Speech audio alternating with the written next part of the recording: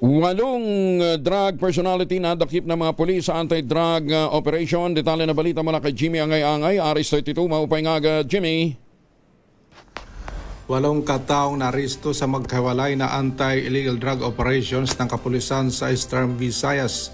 Ayon kay Police Regional Office 8 Regional Director Brigadier General Jisung Kapoy, kabilang sa mga nadakip ang isang high-value individual na kilala kay alias Ronnie, 43 anyos residente sa Ormoc City, na kumpiska mula sa kanyang 6 na paketing pinaginalaang shabu na may bigat na 3.58 gramo at tinatayang halaga mahigit 24,000 pesos sa bayan ng Burawin. Litis pang suspek na resto at nakuhanan ng 9 na pakete ng shabu na umabot sa higit 48,000 pesos ang halaga. Bukod pa dito na kumpiska rin ang isang kalibre 45 na baril at mga bala.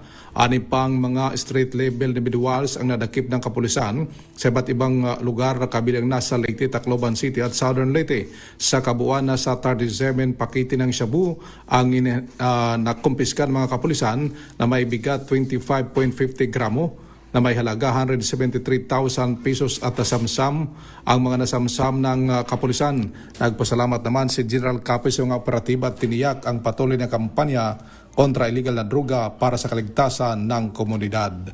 Mula dito sa DYVL Action Radio Tacloban, ito si R32 Jimmy Angay-Angay para sa DZRH. Una sa Pilipinas, una sa Pilipinas. Daghang salamat, Jimmy.